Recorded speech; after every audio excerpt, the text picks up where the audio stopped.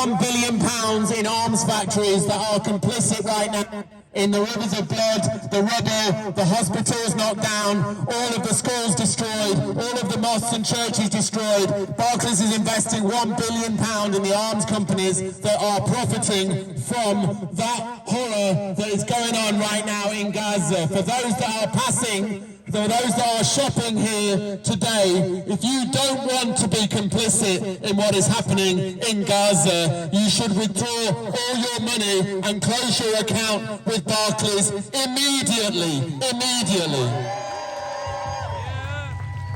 There is a call for everybody. It is not just about standing in front of these banks. It is about taking their money away. It is about making sure that it can no longer be business as usual. You have seen Starbucks, you have seen Burger King, you have seen McDonald's profits falling because everybody said no.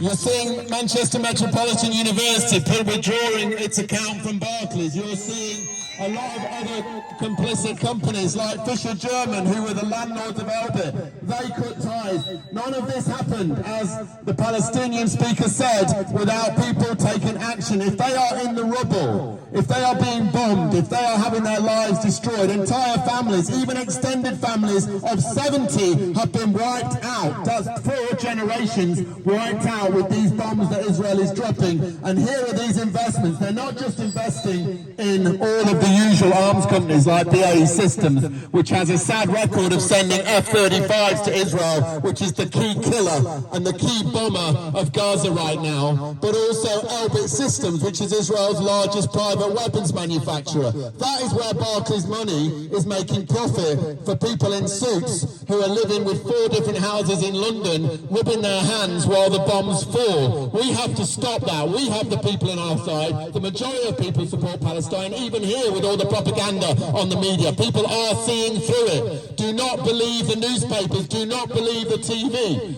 It is nothing like it. I was in Gaza for 2 years. I saw it myself. BBC interviewed me, and when I told them about the killings, they said there was a technical problem on TV. That's exactly what they transmitted when I was there during the bombings. They wouldn't have that. They wouldn't understand that we could actually report out the truth. And that's what's happening now, because Palestinians, sadly, amongst the rubble, are reporting out the truth themselves. I had a family there that had 29 members of their family murdered in 2008-9. I taught them when I was in Gaza. They have since had more losses of that family 15 years later here in Gaza now. And that heartache and horror was the worst thing I've ever seen in my life. And yet Israel has just doubled, quadrupled, times 10'd it in terms of the genocide that's taking place right now. So we have to stand. There are 27,000 Palestinians murdered. 12,000 children murdered, thousands under the rubble. That's 48 mothers killed every single day. 48 mothers Israel has murdered every single day. That's 117 children murdered every single day. 117 children. You look at the list of the martyrs, of the Palestinians murdered when you watch the videos, and there are hundreds and hundreds and hundreds of Palestinian names, and the age said 0.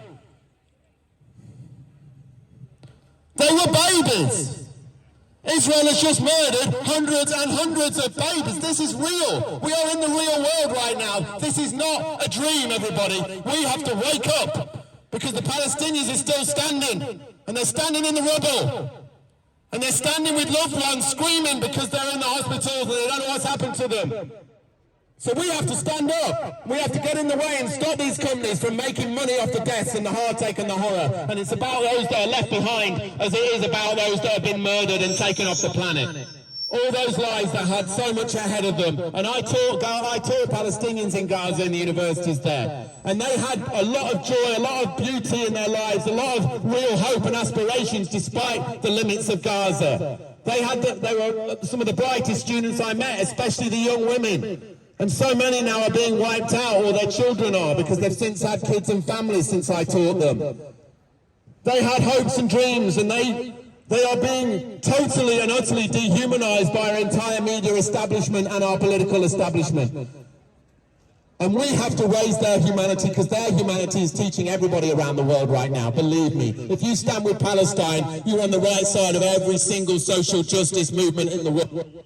So you stay standing with Palestine, you keep coming out, and most importantly, you stand against these companies.